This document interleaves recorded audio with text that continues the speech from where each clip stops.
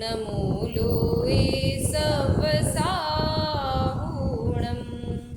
मङ्गलं भगवान् वीरो मङ्गलं गौतमो गणी मङ्गलं कुन्दकुन्दाद्यो जैनधर्मोऽस्तु मङ्गलं सर्वमङ्गलमाङ्गल्यं सर्वकल्याणकारकं प्रधानं सर्वधर्माणां जैनं जयतु शासनं जैनं जयतु शासनं तज्जयति परं ज्योति समं समस्तैरनन्तपर्यायै दर्पणतलैव सकला प्रतिफलति पदार्थमालिका यत्र परमागमस्य जीवं निषिद्धजात्यन्तसिन्धुरविधानं सकलनयविलसितानां विरोधमथनं नमाम्यनेकान्तम्।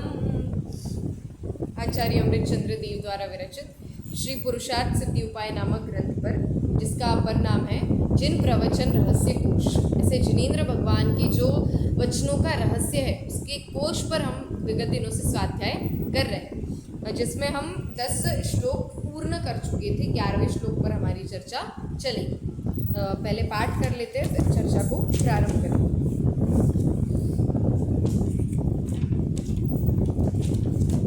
पृष्ठ क्रमांक 21। तज्जयति परं ज्योति अनन्तपर्यायै दर्पणतल इव सकला प्रतिफलति यत्र गमस्य जीवं निषिद्धजात्यन्तसिन्धुरविधानं विरोधमथनं नमाम्यनेकान्तम्। 25 लोकत्रयैकनेत्रं निरूप्य परमागमं प्रयत्नेन अस्माभिरुपोद्रियते विदुषां पुरुषार्थसिद्ध्युपायोऽयम्। 26 मुख्योपचार विवरण निरस्तदुस्तर विनेय दुर्बोधा व्यवहार निश्चयज्ञा प्रवर्तयन्ते जगति तीर्थम्। 28 निश्चयमिह भूतार्थं व्यवहारं वर्णयन्त्यभूतार्थं भूतार्थबोधविमुखः प्रायः सर्वोऽपि संसारः। पृष्ठ क्रमांक 30 अबुधस्य बोधनार्थं मुनीश्वरादेशयन्त्यभूतार्थं व्यवहारमेव केवलमवैति यस्तस्य देशना नास्ति। 32 यथा भवत्यनवगीतसिंहस्य व्यवहार एव हि तथा यात्यनिश्चयज्ञस्य। 33 व्यवहारनिश्चयौ यः प्रबुध्य तत्त्वेन भवति मध्यस्थः प्राप्नोति देशनाया फलमविकलं शिष्यः। 35 अस्ति पुरुषश्चिदात्मा विवर्जितः स्पर्शरसगन्धवर्णैः गुणपर्यय संवेतः व्ययद्रव्यैः परिणममानो नित्यं ज्ञानविवर्धदिसन्तत्या परिणामानां स्वेषां स भवति कर्ता च भोक्ता च। चलिए, यहाँ तक हमारी चर्चा भी हो चुकी थी। हमने अभी तक देखा भूमिका के बाद कि पुरुष किसे कहते हैं। अभी तक तो ग्रंथ शुरू ही नहीं हुआ है, अभी भी भूमिका ही चल रही है। ग्रंथ तो अभी श्लोक क्रमांक 20 से प्रारंभ होगा। अभी एक भूमिका ही चल रही है कि पुरुषार्थ सिद्धि उपाय होता क्या है, पुरुष क्या है, उसका अर्थ क्या है, उसके पीछे सिद्धि कब होती है, कैसे होती है, एग्जैक्टली सिद्धि कहते किसे है, ये सारी चर्चाएं अभी हमारी चल रही है। तो पहले पुरुष का लक्षण कहा। क्या है पुरुष का लक्षण? चेतना लक्षण है, ज्ञान लक्षण है, और स्पर्श रस गंध वर्ण से रहित है, गुण पर्यायों वाला है, और उत्पाद व्यय और द्रव्य सहित है। और उसके पश्चात फिर क्या कहा कि यदि इतना अच्छा है आत्मा तो क्या जरूरत है उसको अपने अर्थ की सिद्धि करने की। यदि वो शुद्ध, मतलब इतना आपने शुद्ध स्वरूप कहा है, तो अशुद्धता आई कहाँ से? तो अशुद्धता का कारण बता रहे हैं। हाँ, अनादिकाल से तो है ही, और अनादिकाल से जो कर्तृत्व और भोक्तृत्व की बुद्धि है उसकी वजह से ही अशुद्धता है। यहाँ तक की चर्चा हम कर चुके थे। और अगले श्लोक में, मतलब आज जो हमारा श्लोक है उसमें क्या चर्चा है कि इस अशुद्ध आत्मा में, मतलब आत्मा में अशुद्धि तो है, अब अशुद्धि जानकर क्या करेंगे जब तक उसको दूर करने का उपाय पता नहीं हो, तो अशुद्धि को दूर करें कैसे, तो उसकी विधि, उसकी प्रोसेस इस श्लोक में बता रहे हैं। देखिए, इस प्रकार इस अशुद्ध आत्मा की अर्थ सिद्धि कब होती है और अर्थ सिद्धि किसे कहते हैं? देखिए, अर्थ तो पैसे को भी कहते हैं, अर्थ मतलब पैसा। तो कोई, अब बहुत सारे लोगों के जीवन में प्रयोजन भी कभी कभी यही एक होता है कि हमें पैसा कमाना है, तो उन्हें उस अर्थ की सिद्धि करनी है। अब सबके अर्थ अपने अपने अलग अलग अर्थ है, किसी को पैसे कमाना है, किसी को सक्सेसफुल होना है, किसी को शांति चाहिए जीवन में, अलग अलग सबके अर्थ है। पर उन सारे अर्थों के पीछे भी एक मूल उनका जो प्रयोजन है वो क्या है? हमें शांति चाहिए। किसी को भी पैसा कमाकर ये नहीं चाहिए कि मैं पैसा कमा लूंगा तो मुझे टेंशन चाहिए। पैसा भी क्यों कमा रहे हैं? क्योंकि शांति चाहिए। कोई भी हमारा प्रयोजन हो उसके पीछे सुख या शांति, यही हमारा क्या है? मूल प्रयोजन है। तो इस मूल प्रयोजन के पीछे वास्तव में अर्थ सिद्धि किसे कहते हैं, ये प्रश्न पूछ रहे हैं ना, तो वो अर्थ सिद्धि किसे कहते हैं उसका उत्तर दे रहे हैं। तो कल हमने श्लोक पढ़ा था, एक बार पाठ करके फिर अन्वयार्थ की ओर बढ़ेंगे। देखिए, सर्वविभक्तोर्तीर्णम् यदा स चैतन्यमचलमाप्नोति भवति तदा कृतकृत्यः सम्यक् पुरुषार्थ सिद्धिमापन्नः।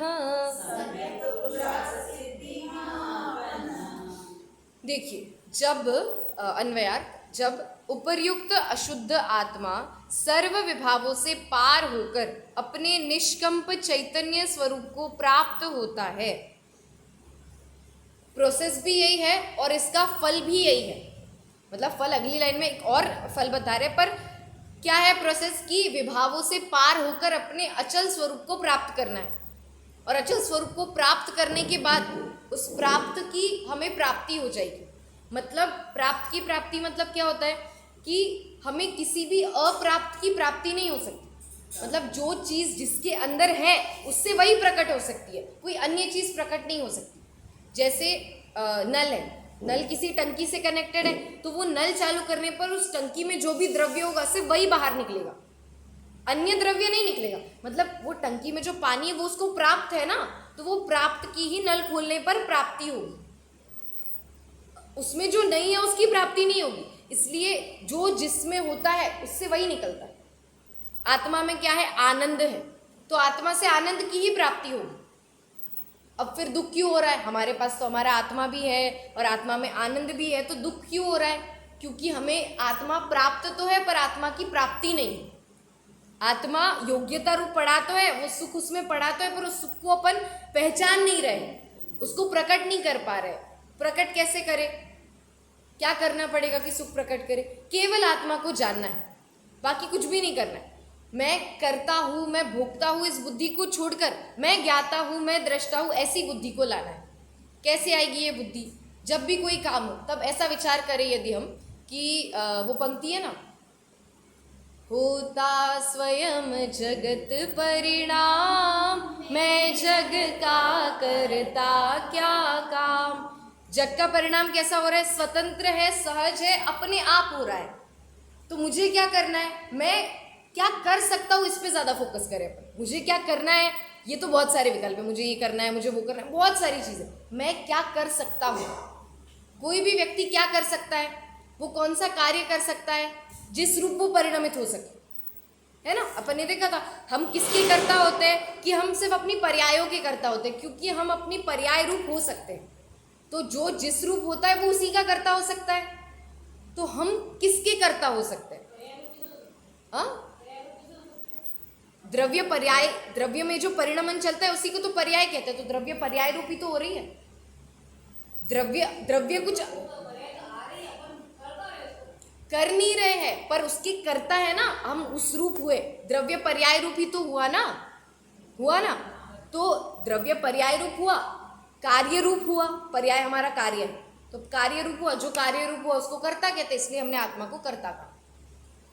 करना और होना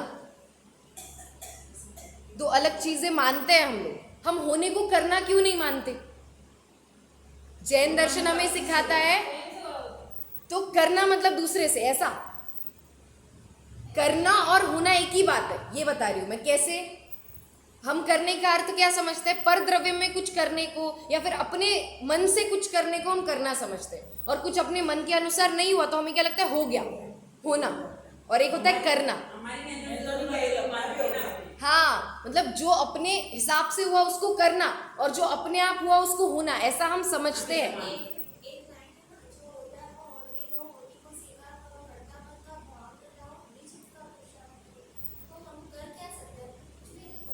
नहीं, हम अपनी पर्यायों के तो करता है ना। हाँ नहीं कर, वही देखिए, एक है करना, एक है होना, ठीक है। अब इन दोनों में हम जो अंतर समझते हैं उसके अंतर को मिटाते हैं, ठीक है। हम समझते हैं कि करना अलग है और होना अलग है। मन के हिसाब से चले तो करना और मन के हिसाब से नहीं चले तो होना, पर ऐसा नहीं। करना मतलब ही होना है। कोई हमारी, हम क्या कर रहे हैं अभी, कुछ भी जो भी अभी ये जितना चल रहा है ना, ये मैं बोल रही हूँ, आप सुन रहे, ये सब मैं कर रही हूँ क्या? मैं बोल रही हूँ क्या? ये बोलने रूप जो क्रिया ये सहज चल रही है, ऐसा ही होना था इसलिए ये सब हो रहा है, मेरे करने से नहीं हो रहा है। अगर मेरे करने से होता तो मैं तो कभी भी, मैं मेरे घर पे भी बैठ जाती बोलने, आप सब आते क्या? नहीं, ये ऐसी योग्यता थी कि ऐसा ऐसा ऐसा ऐसा ये पूरा बनना था तो ये ऐसा हुआ है। तो किसी के करने से कुछ नहीं होता। किसी करने से मतलब वो वाला करना जो हम समझते हैं, अपने मन में अपन जो भी सोचे वैसा नहीं होता। जो होने योग्य होता है वही होता है, ठीक है। और होना और करना में क्या डिफरेंस नहीं है कि अब जो भी चीज़ें हम कुछ कर तो नहीं सकते, मतलब फेरफार नहीं कर सकते, जो जैसा होना है वो वैसा होके रहेगा। तो जो हो रहा है वही हम कर रहे हैं, जो हो रहा है वही हम कर रहे हैं, बस जो हो रहा है हम वही कर रहे हैं, हम और कुछ नहीं कर रहे। तो होना और करना एक ही है।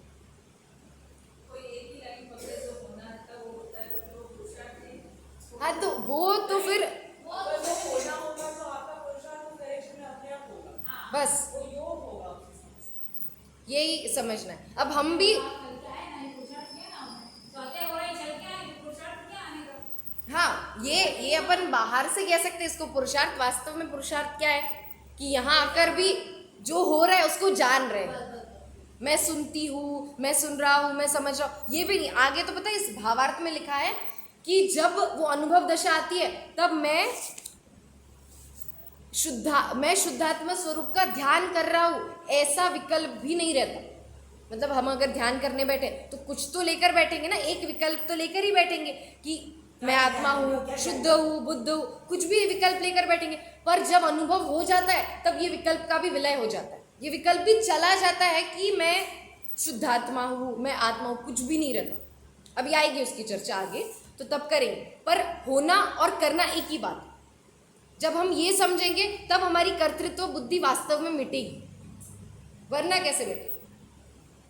तो देखिए क्या कह रहे हैं यहाँ पर, जब उपर्युक्त अशुद्ध आत्मा सर्व विभावों से पार होकर अपने निष्कंप चैतन्य स्वरूप को प्राप्त होता है, तब यह आत्मा उस सम्यक प्रकार से पुरुषार्थ के प्रयोजन की सिद्धि को प्राप्त होता हुआ कृतकृत्य होता है। कृतकृत्य मतलब जिसको कुछ भी करना शेष नहीं है, अब उसके सारे प्रयोजनों की सिद्धि हो चुकी है। टीका, रागादि भावों से लिप्त वही आत्मा सर्व विभावों से पार होकर अपने चैतन्य स्वरूप आत्मा को निशंकता पूर्वक प्राप्त होता है, तब कृतकृत्य होता है। कल इस निशंक शब्द से हमने एक भगवान को याद किया था। भगवान का नाम है अंजनचूड़। बहुत विडंबना की बात है, भगवान का नाम है अंजनचूड़। इससे हमें ये भी पता चलता है कि कलंक कितना खतरनाक होता है। एक बार लग जाए तो सिद्ध बनने के बाद भी नहीं मिट रहा। वो तो अपन नहीं बैठ रहे हैं ना। नहीं, ये एक लोक रीति है, अब हम क्या करेंगे। हम नहीं बुलाएंगे, उनको ग्रंथों में भी अंजन चोर ऐसा नाम प्राप्त होता है। एक बार इनकी कहानी देख लेते हैं हम, निशंकता क्या होती है। सुनी भी होगी आप लोगों ने कहानी, पर फिर भी एक बार उसको और याद करके अपनी श्रद्धा को अपन दृढ़ करते। एक बार क्या हुआ था कि राजगृह नाम का नगर था, चतुर्थ काल की बात है जहाँ तक, तो हाँ, राजगृह नाम का नगर था और उस नगर में एक राजा, उस नगर का जो भी राजा था उसके पुत्र का नाम था ललित कुमार। पुत्र का नाम था ललित कुमार। अब वो पुत्र गलत आदतों में लग गया, गलत संगति में पड़ गया, इसलिए उसको राजा ने देश निकाला दे दिया कि तुम जाओ। तो वो जंगल में गया और वहाँ पे जाके उसने बहुत सारी विद्याएं सीखी, बहुत ज्ञान प्राप्त किया उसने वहाँ जाकर। पर उस ज्ञान से उसने क्या किया कि एक ऐसा अंजन, काजल बनाया जो लगाते ही वो गायब हो जाता था। उसको लगाया और वो उसकी पूरा जो शरीर दिख रहा है वो अदृश्य हो जाता था। ऐसा उसने अपनी विद्या से अंजन बनाया। पर उसने उसका इस्तेमाल किस लिए किया? चोरी करने के लिए। वो पहले भी चोरी करता था पर पकड़ा जाता था, कुछ हो जाता था तो उसको डर रहता था। अब उसने अंजन ले लिया, अब फिर चोरी करता था। फिर एक दिन क्या हुआ कि उसको उसकी प्रेमिका थी, तो उस प्रेमिका ने उससे कहा कि ये जो रानी है ना इस राज्य की, उसका एक हार है, वो बहुत अच्छा हार है, मुझे चाहिए, वो आप लाके दो कहीं से। तो उसने सोचा कि हाँ मैं तो ला सकता हूँ, मैं तो गायब हो जाऊँगा और मैं ले आऊँगा। तो उसने अंजन लगाया और लगा के गया वहाँ पे उस महल में। तो उसने वो हार तो ले लिया, वो तो नहीं दिख रहा है पर हार तो दिख रहा है ना उसके हाथ का, वो गायब हो गया पर वो लटकता हार दिख रहा है। तो सारे सैनिक उसके पीछे दौड़ने लगे। तो दौड़ते दौड़ते फिर उसको ध्यान में आया कि अगर मैं ये हार नहीं छोड़ूंगा तो मैं पकड़ा जाऊंगा। तो उसने क्या किया, हार को फेंक दिया और दौड़ते दौड़ते श्मशान में पहुंचा। श्मशान में क्या चल रहा था कि एक सोमदत्त नाम का माली था। वो एक पेड़ के ऊपर उसने सीढ़ी बांधी थी, उस पेड़ के ऊपर चढ़ रहा था फिर उतर रहा था, चढ़ रहा था फिर उतर रहा था। फिर उसको जिज्ञासा हुई इस अंजन चोर को कि ये क्या कर रहा है। तो वो गया उसके पास और उसने पूछा कि तुम क्या कर रहे हो। तो उसने बोला कि मेरे एक सेठ जी है, जिनदत्त सेठ, वो बहुत फेमस थे उस पूरे नगर में। जिनदत्त सेठ ऐसे थे कि बहुत ही प्रसिद्ध, मतलब जैन धर्म के दृढ़ श्रद्धानी लोग उनकी एक एक बात पर विश्वास करते थे कि ये जैन है तो झूठ नहीं बोलेंगे, ऐसा उनको बहुत ही अच्छा चरित्र था। तो उन्होंने पूछा कि आप ये ऐसे क्यों कर रहे हो। तो बोलते मेरे एक सेठ है जिनदत्त सेठ, उन्होंने मुझे कहा कि यदि मैं, मतलब उस जिनदत्त सेठ को आकाशगामिनी विद्या प्राप्त थी। आकाशगामिनी विद्या मतलब वो हवा में उड़ सकते थे, हवा में उड़ के कहीं भी जा सकते थे, ऐसी विद्या उनको प्राप्त थी। तो जब इन्होंने देखा ये सोमदत्त ने कि इनको ऐसी विद्या प्राप्त है तो उनको भी इच्छा हुई कि मुझे भी ऐसी इच्छा विद्या प्राप्त हो। तो इन्होंने पूछा कैसे होती है। तो उन्होंने बोला, जिनदत्त सेठ ने, मैं तुमको एक मंत्र देता हूँ, नमोकार मंत्र कहा उन्होंने। नमोकार मंत्र का पाठ करना तुम, पर कैसे। एक पेड़ के टहनी के नीचे उन्होंने एक झूले जैसा कुछ बांध दिया जिसमें बैठा जा सकता है, और उस झूले के अगल बगल में रस्सियाँ बांध दी बहुत सारी। तो उन्होंने कहा कि तुम इस पे बैठो और नमोकार मंत्र का ध्यान करते करते एक एक रस्सी को काटना, और नीचे एकदम बहुत सारी तलवारें रख दी ऐसी सीधी करके। तो उन्होंने कहा था कि अगर तुम जब तुम्हारी लास्ट रस्सी कटेगी और तुम नीचे गिरने जाओगे तब तुम्हें वो विद्या प्राप्त हो जाएगी। तो उसको ऐसा कहा था सोमदत्त को। तो वो सोमदत्त तो बोले करो, फिर उन्होंने बोला है तो करो। तो फिर इसने बोला कि मैं ऊपर तो चढ़ता हूँ, बैठ भी जाता हूँ, फिर मैं सोचता हूँ कि नीचे इतनी सारी तलवारें, गिर गया तो नहीं हुई विद्या प्राप्त, तो फिर मैं वापस नीचे आ जाता हूँ। तो उसने कहा तुम छोड़ो, तुमसे नहीं होगा, मैं करता हूँ विद्या प्राप्त। फिर वो सोचने लगा अगर मुझे ये विद्या प्राप्त हो गई तो मैं चोरी करके पकड़ा ही नहीं जाऊँगा, मैं तो उड़ के गायब हो जाऊँगा। तो उसने इस प्रयोजन से क्या किया कि हाँ मुझे प्राप्त करनी है करके उसने बोला क्या मंत्र है। तो उन्होंने मंत्र बताया। फिर किसने दिया है मंत्र, तो बोले जिनदत्त। तो इसको जिनदत्त पे भरोसा था क्योंकि वो कभी झूठ नहीं बोलेंगे, ऐसा उनका चरित्र था कि पूरे नगर में कि ये कभी झूठ नहीं बोल सकते। तो इसने कहा, इन्होंने कहा है तो सही ही होगा। तो ऐसा करके वो उसमें बैठे, अंजन चोर उसमें बैठे और एक एक करके रस्सी काटने लगे। पर जब वो ध्यान करने बैठे तो उनको कुछ याद नहीं रहा कि मंत्र था क्या। तो उन्होंने जो भी उनको एक श्रद्धा थी कि सेठ ने जो कहा है वो सही है, वो जो कह रहे हैं वो सही, इतनी श्रद्धा उनको पक्की थी। तो उनका ही वो सेठ वचन प्रमाण ऐसे करके ध्यान करके एक एक रस्सी, हाँ ये अब तो वो ग्रंथों में प्राप्त है। अब एग्जैक्टली हाँ ये प्रसिद्ध तो ऐसा ही है, पर अब एग्जैक्टली क्या बोला था ये अपने को पता नहीं। तो एक एक रस्सी काटनी शुरू की। जब सारी रस्सियाँ कट गई और वो नीचे गिरने को हुआ तभी उसको विद्या प्राप्त हुई, वो आकाशगामिनी विद्या उसको प्राप्त हुई। अब करने के बाद भी प्राप्त तो किस मतलब प्राप्त करने के पहले तो उसके मन में क्या था कि मैं चोरी करूंगा तो मैं पकड़ा नहीं जाऊंगा, पर प्राप्त करने के बाद उसकी भली होनार थी जो उसको ऐसा विकल्प आया कि जिस एक नमोकार मंत्र से यदि मुझे इतनी अच्छी विद्या प्राप्त हुई तो ये जिस सेठ ने कहा है उनसे मैं अगर और जानकारी लूंगा तो मुझे और कितनी सारी विद्याएं प्राप्त होंगी। तो वो उस विद्या को ही प्राप्त करके सेठ के पास चला गया। वो सेठ जी कहाँ थे? तो मेरू पर्वत के नंदनवन में वो पूजा कर रहे थे, तो वहाँ पे वो आकाशगामी, उनके पास भी विद्या थी तो पहले जाते थे लोग, उनके लिए तो बहुत कॉमन था, मेरू पर्वत पे चले गए, कहीं विदेश क्षेत्र में, ऐसे कोई बड़ी बात नहीं थी, जाते रहते थे आते रहते थे ये लोग। जैसे रावण का सुना है आपने कि रावण जो थे वो तो रोज जाते थे मेरू पर्वत पे वंदना करने, उसकी पूरी उनकी वो गोल परिक्रमा वगैरह करके फिर आते थे, बीच में कोई समव शरण दिखा वहाँ दर्शन करके आते थे, उपदेश सुन के आते थे, ऐसा एकदम डायरेक्ट प्रोसेस चलती थी पहले, डायरेक्ट भगवान से अपना कनेक्शन, बीच का कोई यही नहीं, ऐसा चलता था पहले, पुराणों में लिखा है सारा। तो फिर वो वहाँ गया और वहाँ जाके उसने बहुत चर्चा की, अंजन चोर ने जिनदत्त सेठ से बहुत उनकी चर्चा हुई, फिर ऐसा भाव आया वैराग्य का कि उन्होंने दीक्षा ले ली और वो मोक्ष भी चले गए। आप सोचिए कोई जीव जो इस भव में सप्त व्यसन का ग्रहण किए, उसने सारे सातों के सातों व्यसन है, उसको चोरी करता है, उसकी प्रेमिका थी जो वेश्या ही थी तो वेश्यागमन भी है, और हाँ मदिरा पान सारे व्यसन थे उसको, पाप भी कर रहा है, झूठ बोल रहा है, सब कर रहा है, पर उसी पर्याय में उसको मोक्ष हो गया। तो पर्याय की स्वतंत्रता है ये, इससे निकलती है पर्याय। एक पर्याय तो इतनी खराब कि निगोद का बंद हो सकता, मतलब निगोद ही जाए ऐसा जीव, और उसी एक भव में ऐसी पर्याय प्रकट हुई सबसे उत्कृष्ट, जो लोग उसको चोरे चोरे करके बुलाते थे वो भी उसको देखते रह गए और वो मोक्ष चले गए।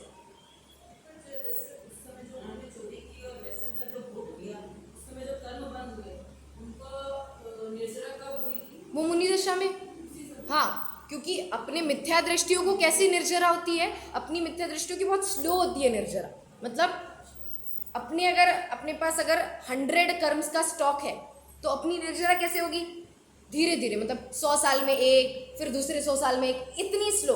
और मुनिराजों की सम्यक दृष्टियों की निर्जरा कैसी है, एक एक समय में असंख्यात गुणी निर्जरा, असंख्यात कर्मों की निर्जरा साथ कंटिन्यू चलती रहती है।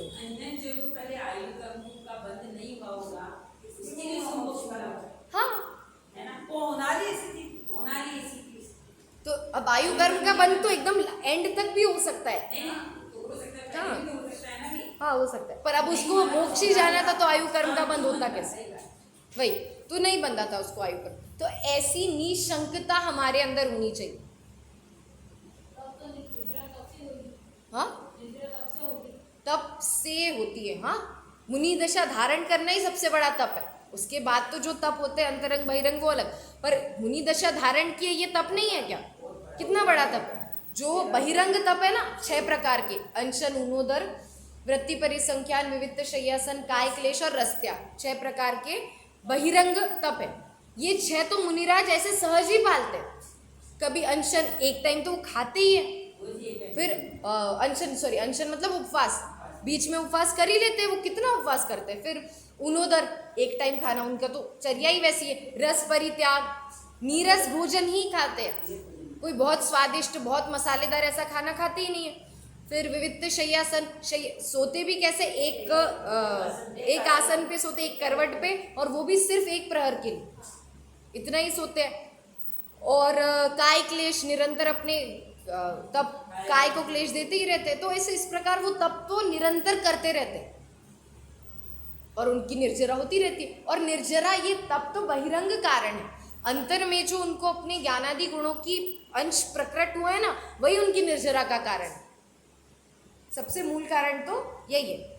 तो ऐसी निशंकता जैसी अंजन चोर में थी, वैसी निशंकता हम में भी प्रकट होनी चाहिए। उसके बाकी चीजें नहीं देखनी है कि उसने किस चीज को प्रमाण माना है, कुछ भी, वो जो दृढ़ता थी कि नहीं उन्होंने, हाँ, तो वैसी दृढ़ता की जिनेंद्र भगवान के वचन है तो सही ही है, यदि वो ऐसा विकल्प करता कि नहीं, अगर आखिरी रस्सी काटने पर मैं नहीं नीचे गया तो वही, तो फिर उसको नहीं होती विद्या प्राप्त।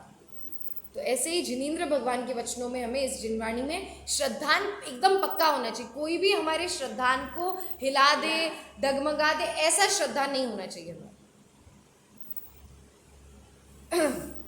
फिर देखिए, कैसा है यह आत्मा, सम्यक प्रकार से पुरुषार्थ की सिद्धि को प्राप्त हुआ है। सम्यक प्रकार से, एकदम अच्छी तरह से उसने पुरुषार्थ की सिद्धि को प्राप्त किया है। भावार्थ, जब यह आत्मा स्व पर भेद विज्ञान से शरीरादिक पर द्रव्य को भिन्न जाने, सबसे पहली स्टेप है सुख प्राप्ति की, अर्थ सिद्धि की सबसे पहली स्टेप क्या है? स्व पर भेद विज्ञान, मैं भिन्न हूँ और ये शरीर भिन्न है। इष्टोपदेश का श्लोक क्रमांक 26 है, आचार्य पूज्यपाद द्वारा विरचित ग्रंथ है, उसका 26 क्रमांक का श्लोक है। बध्यते मुच्यते जीवः सममो निर्ममः क्रमात्, मतलब जीव का बंधन होता है समम मतलब ममता से, और जीव छूटता है निर्ममत्व से। हाँ, तो यही कह रहे, ममता किससे छोड़नी है? पर द्रव्यों से। तो जब यह जीव एकदम सिंपल इष्टोपदेश यदि आप पढ़ोगे ना, बहुत कम शब्दों में और बहुत आसान सिंपल शब्दों में बहुत सारी बातें, उसी का श्लोक है ना, अंत वाला श्लोक है, जीव जुदा पुद्गल जुदा यही तत्व को सार, ये पूरा ये उसी का श्लोक है। तो इसमें ये श्लोक है, बध्यते मुच्यते जीवः सममो निर्ममः क्रमात् तस्मात् सर्व प्रयत्नेन निर्ममत्वं विचिन्तयेत्, मतलब इसीलिए सभी प्रयत्नों से जितना बल पड़े उतने से क्या करना है? निर्ममत्व का चिंतन करना। हम कैसे निर्मम हो सके, हम कैसे इस परद्रव्य को छोड़ सके, इसके चिंतन की ओर हमारा ज्ञान अधिक सन्मुख होना चाहिए। क्यों नहीं है? वो पुरुषार्थ की कमी है। पर वो तो होना ही है ना, उसका एक फेस नहीं हो रहा। नहीं नहीं नहीं, उसका योग होगा तब हो जाएगा, बस ये स्वच्छता हो जाती है। हाँ, ये दिक्कत है। ये जो क्रमबद्ध पर्याय है, मतलब सब होना है, जो होने योग्य है उसी टाइम पे होगा, ये सारी चीज़ें जो है ये वस्तु व्यवस्था है। ये सारी जानने के बाद हमारे अंदर परिणाम क्या होना चाहिए? सब अपने रूप हो रहा है ना, तो आप बोलो ठीक है मैं कुछ नहीं कर रहा हूँ, ज्ञाता दृष्टा रहो। ज्ञाता दृष्टा रहोगे तो ये सब अपने आप हो जाएगा। स्व पर भेद विज्ञान कब होगा? ज्ञाता दृष्टा रहने से। ज्ञाता दृष्टा कब रहोगे? जब आप ये जान लोगे कि मेरे करने से कुछ नहीं हो रहा है, सब अपने आप हो रहा है। निमित्त कुछ कर नहीं रहे हो, पर वो हो तो रहा है, वो होना ही है, और आप उसमें पार्टिसिपेट भी कर रहे हो अननोइंगली। हाँ, तो निमित्त तो आप हो ही। निमित्त बने, हम निमित्त बने अपने आप, खुद से नहीं बने जाते। निमित्त बन नहीं सकते हम किसी कार्य में। जब कोई कार्य होता है तब हम वहाँ पे है तो हमको निमित्त कह सकते हैं। जैसे हमने खाना खाया, ये काम हुआ, तो उस समय पे होना था तभी हमने खाना खाया, ठीक है। अब खाना खाया, इसमें हम खाना खाने के कर्ता होते हैं, क्योंकि हम मानते हैं कि मैंने खाना खाया। उसी समय पर यदि हमारी ऐसी मान्यता हो, क्रमबद्ध पर्याय पढ़कर ही क्या पढ़ा, जो होना है वही होगा, तो उस समय पर हम ये माने कि यही होना था, मैं खाने का कर्ता नहीं हूँ, यही होना था, तो मैं इसे सिर्फ जान रहा हूँ, कर नहीं रहा हूँ। जो हो रहा है उसको जानना, ये क्रमबद्ध पर्याय का फल है। उसमें स्वच्छंद होकर एक नया ट्रैक निकालना, ये क्रमबद्ध का फल नहीं। जैसे आधी अधूरी बात सुन के, जैसे कोई भी ये सुने क्रमबद्ध पर्याय मतलब सब निश्चित है, सब निश्चित है, ये सुन के तो कोई ये भी सोचेगा कि निश्चित है तो हम क्यों आए मंदिर, जब आना होगा तब आ जाएंगे, जब योग्यता होगी तब आ जाएंगे। नहीं, ऐसा नहीं होता। ये बात भी इसलिए इतनी जल्दी नहीं बताई जाती जीवों को, थोड़ा सुन लो फिर बताई जाती है कि सब कुछ निश्चित है। 98% क्या 98% तो सब कुछ निश्चित है कि जैसा होना है। 100% निश्चित है। 2% केवल हमारे पुरुषार्थ से। नहीं नहीं नहीं नहीं, वो भी आपका योग होगा, योग होगा, पुरुषार्थ होगा। नहीं नहीं, सुनो, चलेगा ना हमारा। 100% पूरा विश्व व्यवस्थित है और सारी स्वचलित व्यवस्था है। जो होना योग्य है, जैसी पर्याय होनी है वो वैसी होगी, अपने मन से कुछ भी नहीं होगा। तो मतलब हमारी आने वाली पर्याय भी फिक्स। हाँ, मैं कल क्या काम करूंगी या कर सकेगी वो भी फिक्स। आपका अगला भव भी फिक्स है, बस उसके कर्म आपके पास आने बचे। परिणाम करना तो हमारे हाथ में है ना, हमारे हाथ में है। परिणाम हमारे हाथ में है। परिणाम तो हमारे अपने हाथ में, परिणाम तो हमारे हाथ परिणाम करना भी आपके हाथ में है। तो आप गुस्सा करना चाहते हो, आप राग करना चाहते हो, जरूरी थोड़ी हर समय राग करे, हर समय चल रहा है आपका राग द्वेष। हमारे ऐसा नहीं, हमारा कोई काम करते हैं वो हमको लगता है कि ये गलत है, कि पहले मैंने गलत किया, पहले मेरे भाव होते मैंने गलत किया, तो मेरे को लगा नहीं मुझे ऐसा नहीं करना चाहिए था, मैंने अपने परिणाम को सुधारा, क्योंकि क्या परिणाम तो मैंने सुधारे ना अपने। पर आपका वो योग था ना, तो आपने पहले क्यों नहीं सुधारे, बिगड़े ही क्यों? यदि आपके हाथ में परिणाम होते तो बिगड़े क्यों? बिगड़ने लिखा है तो ऐसे करा लिखा है। देखो आप अभी कह रहे हो मैंने मेरे करने से हुआ, फिर कह रहे हो बिगड़ने थे तो हुआ। नहीं, जब सब कुछ ऐसा ही करना तो सबका मन में मतलब में हो गया तुम्हारा। उसका योग है कि तो करने का मतलब ही बता दो। नहीं तो हम तो सिर्फ कठोर नहीं है, हम सिर्फ है। देखो मैं आपको एक बात बताती हूँ, आदरणीय डॉक्टर हुकुमचंद भारेल की एक पुस्तक है क्रमबद्ध पर्याय, उसके पीछे प्रश्नोत्तर लिखे हैं कुछ पीछे के साइड में, जिसमें ये सारे प्रश्न हैं। तो जब आप वो पुस्तक स्टार्टिंग से पढ़ेंगे ना, तब उसमें बहुत सारे कंसेप्ट है जिसको क्लियर करते करते फिर ये डाउट चला जाएगा। अब उस विषय में अपन जाएंगे तो ये पूरा रह जाएगा। तो आप वो पुस्तक पढ़ना, बहुत छोटी सी है, क्रमबद्ध पर्याय।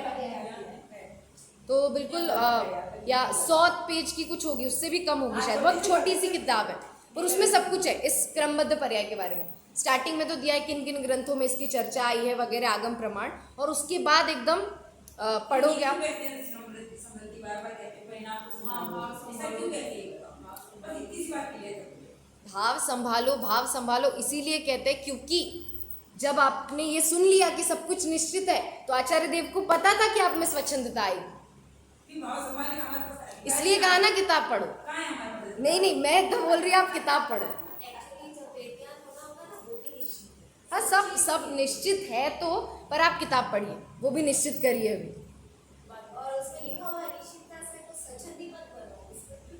स्वच्छंद नहीं बन रहे हैं। नहीं हाँ, एक जेन्युइन क्वेश्चन है ये सारे, पर उन सब के उत्तर, क्योंकि इसमें जो प्रवचन होता है बार-बार में एक ही बात आती है, अपने भावों को संभालो, अपने परिणाम को संभालो। कैसे संभालेगा जब हमारे हाथ में नहीं, कैसे संभालेंगे? नहीं तो आप मंदिर आए, वो आपका योग था, परिणाम था। आप आए, आपने सुना, अब वो तो आपके हाथ में है ना कि आपने सुन लिया, तो आपको एक्शनेबल प्लान तो पता चल गया ना कि ये करने से ये नहीं होता।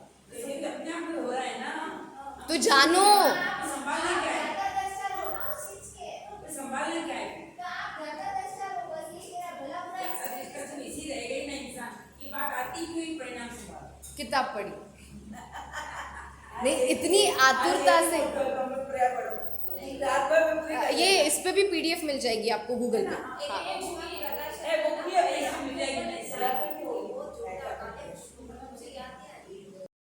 थोड़ा भावार्थ देखते वापस देखिए। आपका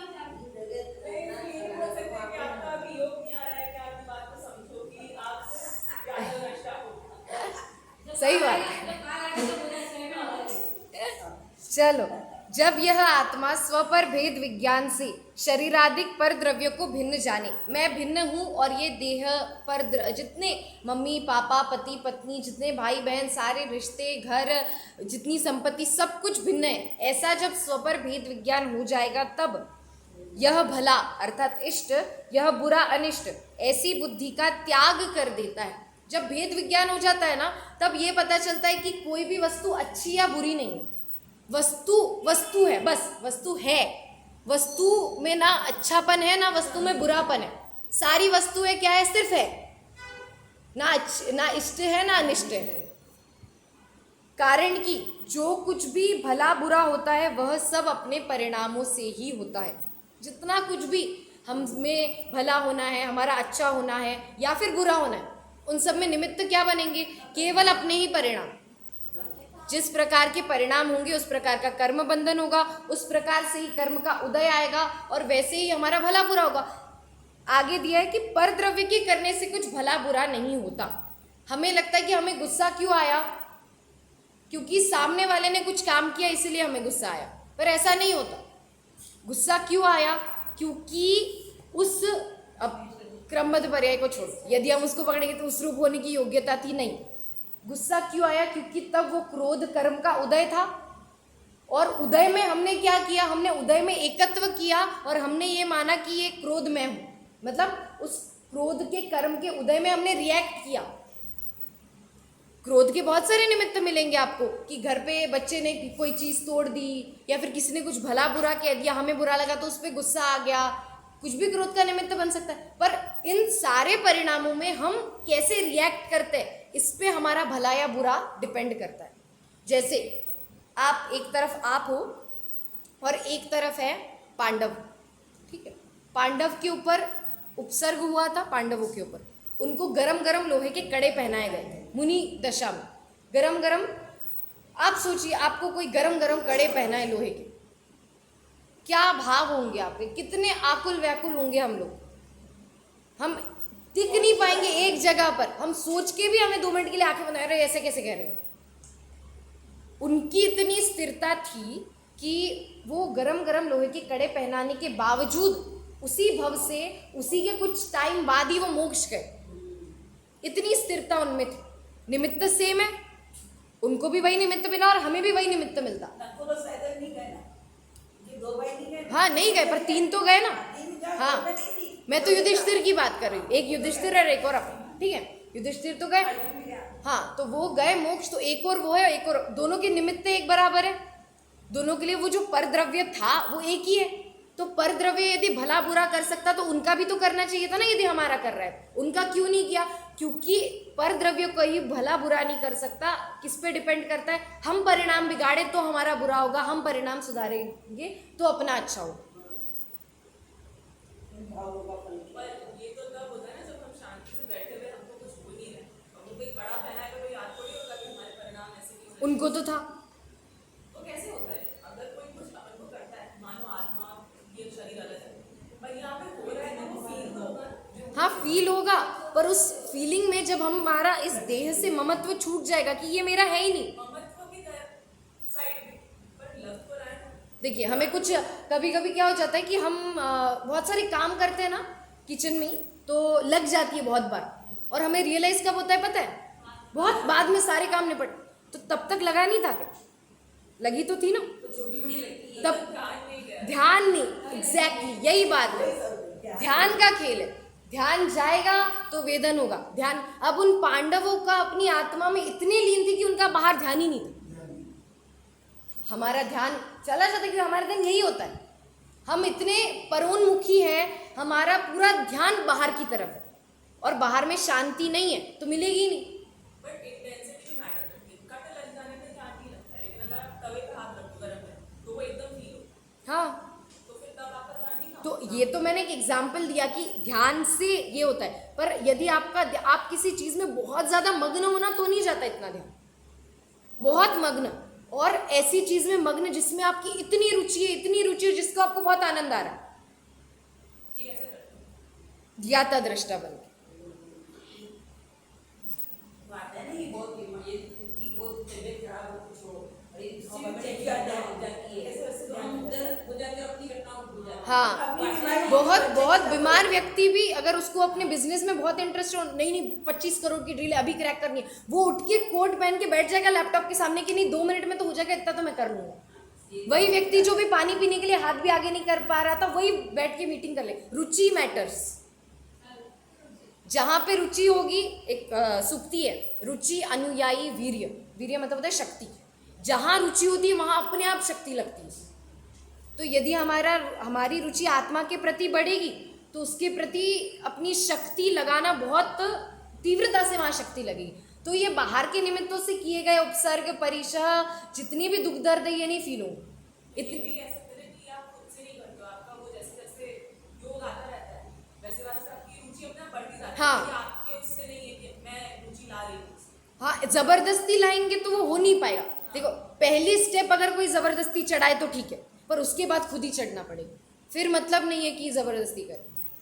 तो रुचि धीरे धीरे उत्पन्न होगी। और ये जो बात है ना, ये बात है सबसे उच्च लेवल की, बहुत ऊंचे लेवल की बात है। अभी तो जैसे कोई दुकान पे गए अपन किसी कपड़े के शोरूम में, तो वो अपने को स्टार्टिंग में 100-150 का कपड़ा थोड़ी दिखाएगा, उसके पास जो सबसे अच्छा माल होगा वही दिखाएगा ना। तो आचार्य देव यही कर रहे हैं, इनके पास जो सबसे उत्कृष्ट चीज है स्टार्टिंग में वो बता रहे। फिर तुम देखो तुम्हारे हिसाब से तुम्हारी हैसियत कितनी है, उस हिसाब से आचार्य देव आगे कहेंगे व्रत कर लो, ऐसे करो वैसे करो, इसी ग्रंथ में आगे कहेंगे। पर सबसे पहले क्या कह रहे हैं, सबसे उत्कृष्ट बात कि स्व पर भेद विज्ञान आवश्यक है, ये सबसे ज्यादा जरूरी चीज करने योग्य है। अब जिससे वो नहीं कैसे करे, नहीं हो रहा है, नहीं जान पा रहे, क्या करे, ठीक है तो तुम थोड़ा भी स्वाध्याय करो, थोड़ा शुभ भावों में लगो, ऐसा उपदेश देते। पर सबसे पहले ये उत्कृष्ट बात कहेंगे। आगे ही आचार्य देव ये भी कहेंगे कि जो व्यक्ति नीचा उपदेश देता है वो व्यक्ति वक्ता कहलाने के लायक नहीं। मोक्ष मार्ग प्रकाशक में पंडित टोडरमल जी ने कहा है, उपदेश हमेशा ऊंचा चढ़ने का दिया जाता है। हाँ, हमारे आदर्श भी छोटे मोटे तो नहीं है, डायरेक्ट सिद्ध भगवान है। अब उन्होंने जैसी दशा प्राप्त की उसका उत्कृष्ट उपाय क्या है, भेद विज्ञान। समय सार के संवर अधिकार का कलश, भेद विज्ञानतः सिद्धा सिद्धा ये किल केचन अस्यैवा भावतो बद्धा बद्धा ये किल केचन। मतलब जितने भी सिद्ध आज तक हुए हैं या होंगे, किससे हुए, भेद विज्ञान से। और जितने भी बंधे हैं संसार में वो इसके ही अभाव में बंधे हैं, ऐसा कहा है वहां। तो भेद विज्ञान सबसे उत्कृष्ट चीज है, सबसे उत्कृष्ट भी और करने लायक भी है। देखिए, इसलिए सर्व पर द्रव्यों में राग द्वेष भावों का त्याग कर देता है। इसलिए जब उसने ये जान लिया कि परद्रव्य ना मेरा अच्छा कर सकते हैं ना मेरा कुछ बुरा कर सकते, इसलिए उनके प्रति राग भी क्या करना और द्वेष भी क्या करना, वो है उनको वैसा ही जानना। जो अवशता से, पुरुषार्थ की निर्बलता से रागादि उत्पन्न होते हैं, उनके नाश के लिए अनुभव अभ्यास में उद्यमशील रहता है। जो अवशता से मतलब जो, अब कोई सम्यक दृष्टि जीव है, अब आप कहोगे उसको क्यों राग द्वेष होता है, उसने तो कर लिया स्व पर भेद विज्ञान, उसको हो गया अपनी आत्मा अलग है देह अलग है, तो उसको क्यों, क्या जरूरत है उसको ये उपदेश देने की, या फिर उसके क्यों राग द्वेष खत्म नहीं हुए। तो इसलिए नहीं हुए क्योंकि बहुत सारे राग द्वेष है जिसकी एक स्टेप ही उसने क्लियर की है। सिर्फ अनंतानुबंधी को ही तो छोड़ा है ना अभी तक, एक ही स्टेप क्लियर की है। और उसके अलावा बाकी जो सारा राग हो रहा है ना, जितना भी बचा हुआ, वो अवशता से हो रहा है। मतलब उसके करने से मतलब कि वो खुद उसका कर्ता बनकर नहीं कर रहा कुछ भी, मैं कर सकता हूँ मैं कर सकता हूँ, ऐसी बुद्धि उसकी हट जाती है। इसलिए उसको कर्म का बंधन कम और निर्जरा ज्यादा होता है। तो हमारे कर्म बंधन का भी मूल कारण हम किसे कह सकते हैं, कर्तृत्वपना, कर्तृत्व बुद्धि। मैं कर सकता हूँ मैं कर सकता हूँ, मैं परद्रव्य का कर सकता हूँ, मैं लिख सकता हूँ, मैं पढ़ सकता हूँ, मैं बोल सकता हूँ, मैं खा सकता हूँ। व्यवहार में, लोक व्यवहार में बोलने में आएंगे, नहीं बोलेंगे तो एक भाषा का ये कैसे चलेगा आदान प्रदान, तो उसमें तो बोलने में आएंगे। पर एक मान्यता वाली बात होती है। कोई धाय होती है ना, केयर टेकर जो बच्चों की, तो वो बच्चों को कैसे पालती है, दूसरों के जैसे खुद का हो, इतना अच्छा, इतनी अच्छी तरह से पालती है। अब खुद के बच्चे को साइड में रख के, उसका बच्चा जहाँ है वहाँ, वो जिसके लिए पैसे मिल रहे उसको इतना अच्छे से पालेंगी, इतना अच्छे से कि ऐसा लगेगा इसी का बच्चा है। पर श्रद्धान में तो कैसा है, ये मेरा नहीं है ये मेरा।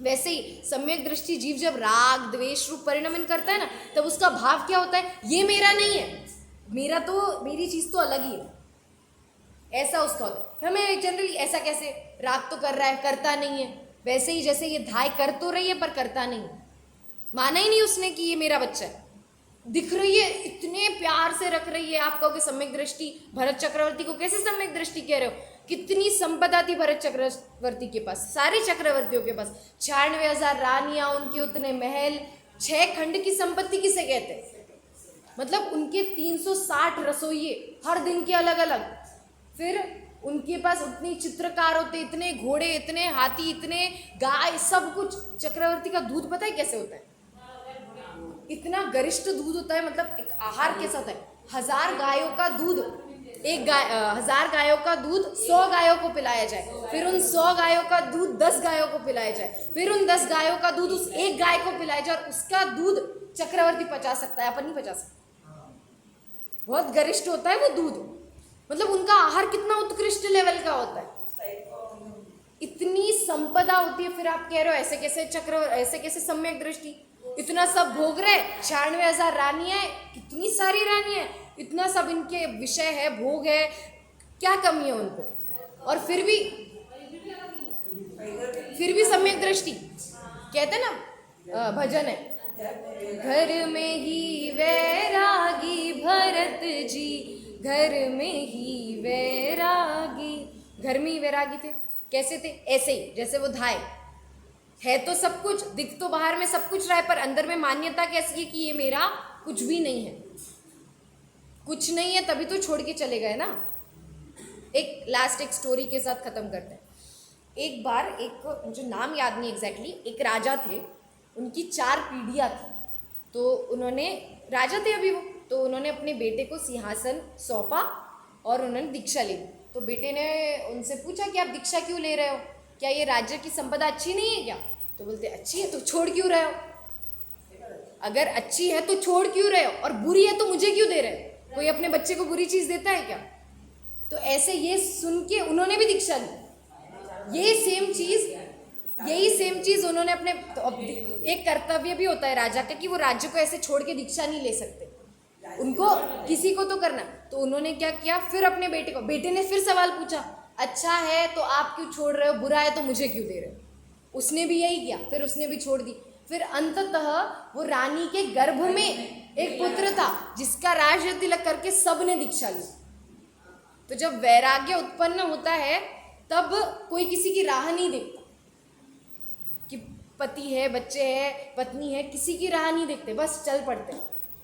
अभी एक भजन गा रही थी मैं, उसकी बस पंक्तियों के साथ खत्म करती हूँ। गुरु भक्ति है एक, कहाँ से स्टार्ट थी है? छोड़ा सब जग का क्लेश, धारा यतियों का वेश, दिगंबर मुनि चले, दिगंबर मुनि चले। धिक धिक स्वार्थ संसार, बहती उपशम रस धार, दिगंबर मुनि चले, दिगंबर मुनि चले। वैराग्य हुआ जिस क्षण, निज ज्ञायक प्रिय लागा, अंतर पौरुष जागा, महलों का सुख त्यागा। ग्रंथिया टूटते ही निर्ग्रंथ दशा प्रगटी, दिगंबर मुनि चले, दिगंबर मुनि चले। ग्रंथि निर्ग्रंथ है ना, उसमें वो ग्रंथ का अर्थ ये नहीं है ग्रंथ, उसमें उस ग्रंथ का अर्थ है गांठ। तो मुनिराज हर प्रकार की गांठ, मतलब कषायों की गांठ, तो वो हर प्रकार की गांठ से रहित होते, इसलिए निर्ग्रंथ है। शास्त्र नहीं होते उनके पास, इसलिए निर्ग्रंथ नहीं है। तो ग्रंथियाँ जब टूट जाती है तब अपने आप निर्ग्रंथ दशा प्रकट हो जाती है, तब कपड़े छोड़ने नहीं पड़ते, कपड़े अपने आप छूट जाते। हम ऐसी निर्ग्रंथ दशा को प्राप्त करें इसी मंगल भावना के साथ। ओम नमः सिद्धि।